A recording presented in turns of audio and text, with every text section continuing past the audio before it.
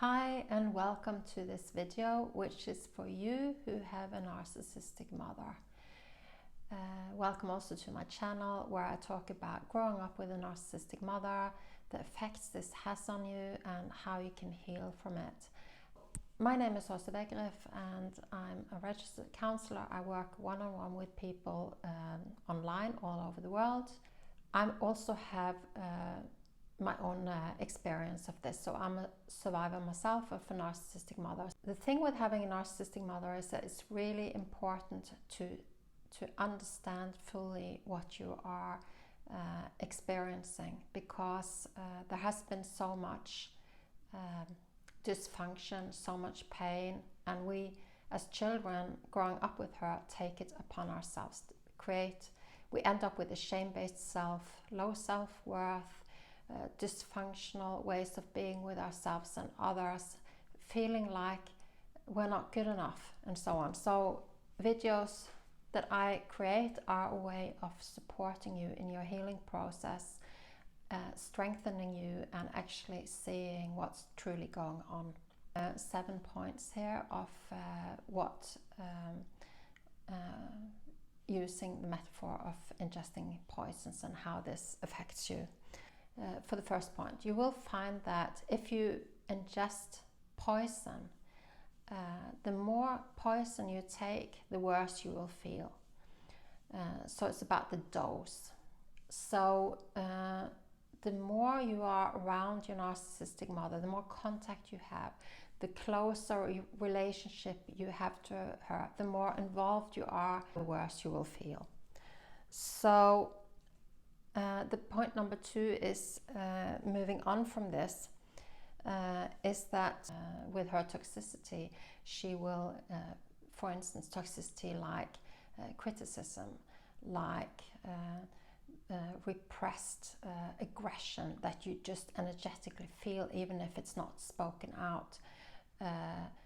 The words she uses, the attitude she has to you. A lot of our communication is relational, unconscious and non-verbal, and that actually has a stronger effect on people than the words that people, most of the time, the words that people actually use. So you are when you're around her, she's toxic, she's affecting you, and when you actually separate from her, you go, you do your own thing, maybe you live apart from her, you visited and you ingested this toxin, you will feel the effect of it on your life, because your body can't rid itself with toxin just immediately. It takes a while for the body to actually be able to get rid of it. So in that time, so you might be lingering for a long time feeling unwell, and if you do see her and interact with her very regularly, then your body never really gets a time to get rid of it. It just gets more and more, and maybe you build up a tolerance to it as well, but it is slowly having a increasingly negative effect on you. So point number 3 is that her toxins get in under your skin. They get into your system, into your body. So it's something that penetrates your system, your very personal, where the boundaries should be. She comes in and has an influence on you from the inside, maybe making you question yourself, being uncertain about your experience, is this real or not?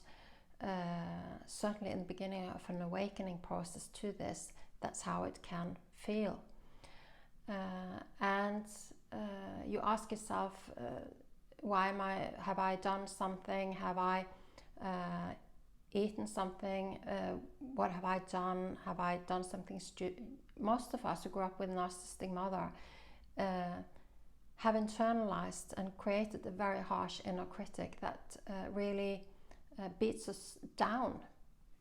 So that this toxin can set off a lot of this negativity on the inside of us that's really hard to deal with, and really it's hard to stop thoughts when we're ruminating. It's hard to It's hard to let go of feelings that we have, and so on. Point number 4 is that it affects your whole system. It comes into your bloodstream, and the bloodstream is kind of symbolic of your life force. Your blood is your life force. It's who you really are. It's the expression of you. It's basically your connection to your spiritual self, where you have the most authentic you, where you can find fulfillment, you can find your purpose, you can find joy, deep joy. So it affects your blood, your spirit, your life, your connection to your spirit and your life force. It severs that. It affects your brain, making it hard to think clearly, creating lots of negative beliefs about yourself, confusion, mental fog, and so on. And it affects, of course, then it affects your behavior as well. It comes into your system, and it from the inside causes all these effects, and it creates unhealthy. You behave then, and you can behave in an unhealthy, dysfunctional way yourself. That is what you've learned from her, unless you have actually managed during your life to untangle yourself from this and heal and see it, and then step into more healthy ways of being. When we are hurting so much, when we are ingested by toxins, then when we have ingested toxins, then it's really hard to do the right behavior or say the right things, be in the right way, because we are so disoriented and we're not seeing clearly. So point number 5 is that you might have a fever from this toxin. So you might actually feel the temperature is too high or too low. So you might be almost like, if it's too low, you're dissociating, you're freezing, you're shutting down. That can be a kind of trauma response to being around her, ingesting her toxin. Or you can become really hyperactivated, really feeling unsafe, insecure, like there's something wrong with you, and hyperactivated, triggered, and kind of like having a fever where there's a lot of heat going on. So that can make it really hard for you. So the thing is that our bodies then learn that there are dangers around maternal figures like this. Your survival system will be triggered, and despite this not being around having to do anything with your mother, those triggers do generalize to other situations as well, really causing you a lot of stress in your life, that you are triggered and don't understand why. Number 6 is that you can't function very well.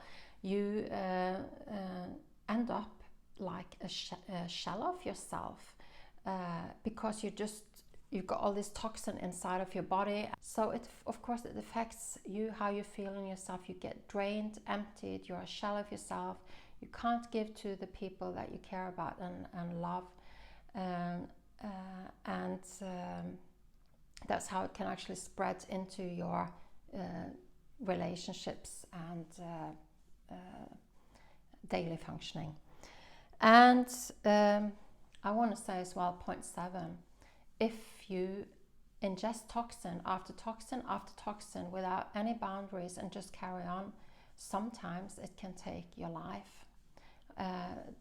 So for some people it's even literally. But if it's not such a crisis, but it's more a slow sort of, you're not able to set boundaries, you're just ingesting this without doing anything to it, it can just steal your happiness. It can mean that you are living your life on a distance to who you truly are. You never get to be yourself. You don't get to live, you're only surviving. So it can steal your life like this. So what is then the antidote to all of this? Well, there's a lot of things. There's a lot of psychological, coming from psychological perspective. There's a lot of processes and things there. But I think what comes up as the most important is that she never loved you. So you never had that unconditional love. That is what you need. That is the most powerful thing that you can get. You can get that from different places. You can read books, you can watch videos about self-love, you can turn to spiritual channels. If you want my help, I have created a meditation especially for this, for you who are for you who have a narcissistic mother. It's called Spirit Love Meditation, and there's a link to it. It's only a small investment, and it's a way of connecting yourself to your higher self, to your spiritual self, feeling the love and the light, and really it's healing. It's deeply healing, and I think that is a platform that has to be there before focusing on other things. Relationship to yourself is the primary thing when you're an adult. That's where the love has to start. So this meditation might be a very good place to start. You're also welcome to join my email community. The links for both meditation and to my email community, so you can be informed of new videos and working with me and so on if you want to do that. So the links to these can be found in the comments or the video description on this video. So and if you like this video, please subscribe. I love it when I get new subscribers, and I'd love to see you again. So I wish you a lovely day. Hope this has been helpful, and hope to see you again. Bye bye.